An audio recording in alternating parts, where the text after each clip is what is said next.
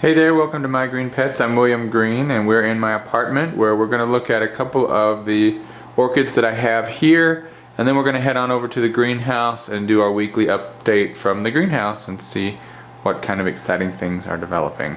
So let's go ahead and get started. Let's look at this plant here. This is my monster Paphiopedilum Prime Child, and it has several new growths pushing out, looking nice. It does have one growth that seems to be losing the lower leaves there, kind of turning brown, but that's okay. It does have a new growth here, and it seems to be doing alright. Lots of roots growing up on this guy. Got all my paphs here at home, so I've got this really lovely tonsum, wonderful, and villosum over here is actually, it's got two new growths pushing out, and that's important because this plant, I bought it as a seedling and it just bloomed for the first time this past autumn. Really nice. Got my appletonianum here, and then callosum, all with nice new growths pushing out. The next level down we got urbanianum with 3 flowers. The last one's just now starting to open up. Kind of funny looking. Kind of reminds me of Alien, like H.R. Geiger's Alien, you know, little mouth coming out of the big mouth, but really pretty.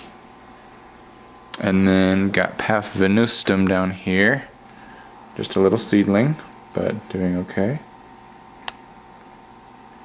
And then we've got Michael Koopowitz, which a couple weeks ago it actually had some rot happening, and that was not good. But it is recovering. I don't see any evidence of new rot, and it does have new growths on there, so hopefully those will continue to push out. And I actually ordered some Physan 20 that I'm going to spray this guy with to hopefully eliminate bacteria and reduce the chances of rot happening again. Down here we have my Clivia miniata. Looks great. Nice new leaves coming out, much thicker than previous leaves. That's a good sign. Color's good. I'm not really happy about this stuff, but maybe it'll stop. But I'm trying to keep it on the dry side.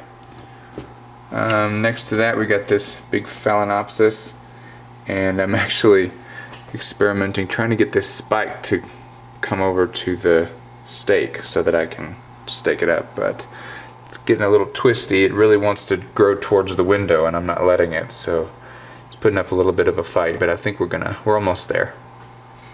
And then we have Dienia ophyridis right here.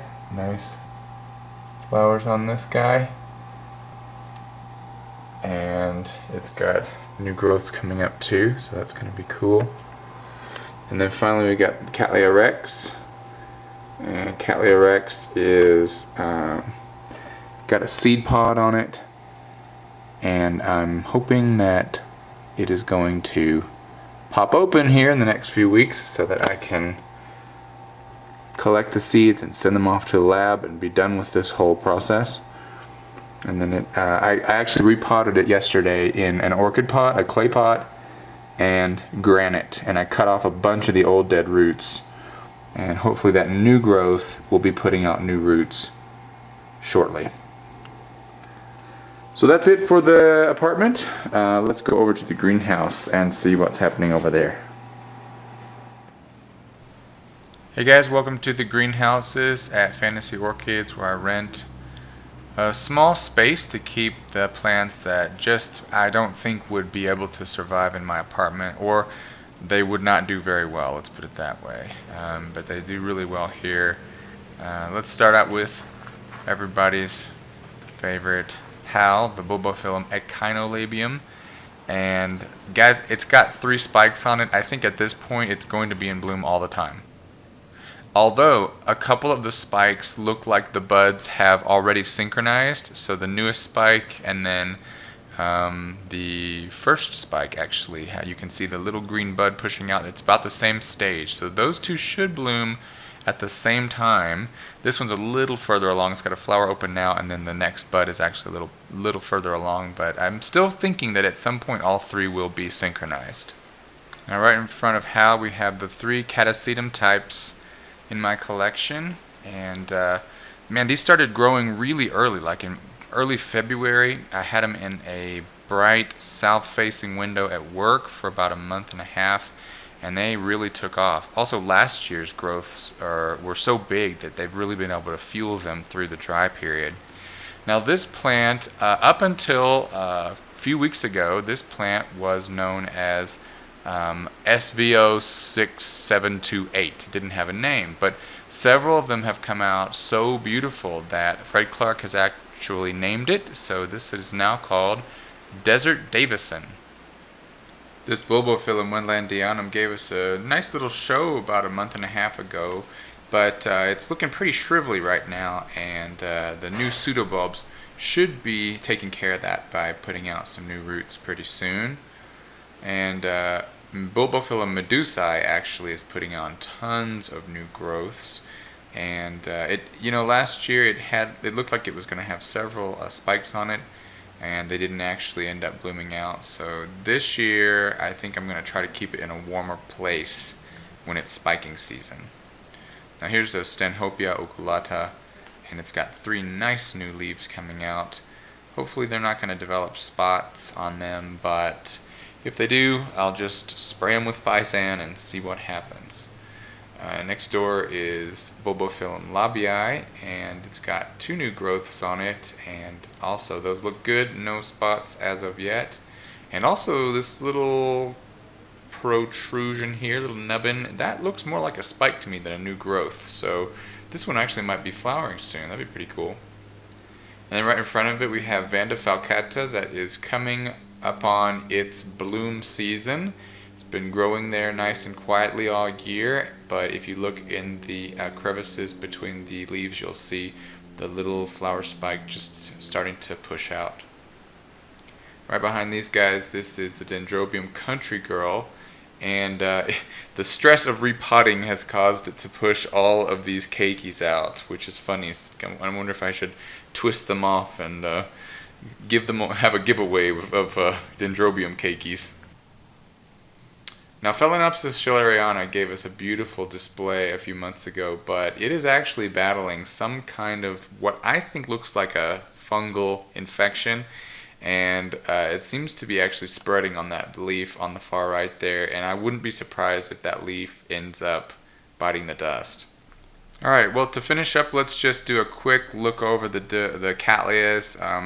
The majority of these have got at least 1 growth. Many of them have 2 growths pushing up, and this is really the time, I would say within 2 weeks or so, we should start seeing which ones are going to be throwing sheaths for this spring and which ones are going to be blooming out this summer. This one especially, it's got 3 growths on them, and they're absolutely huge.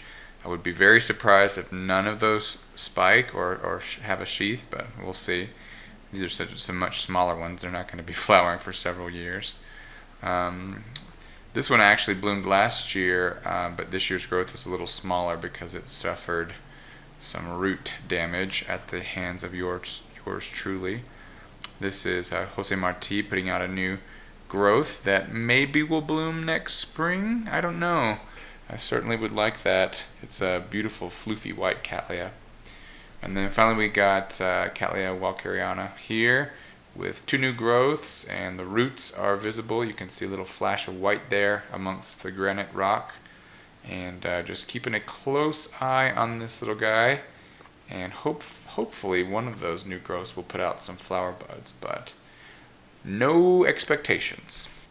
Well guys, thanks for stopping by to check on my green pets. The most exciting part of the year in my collection is definitely when the Cattleya rex seedlings start to show whether or not they're going to bloom, and then of course later in the summer when they bloom, they are absolutely spectacular. So can't wait to share that with you.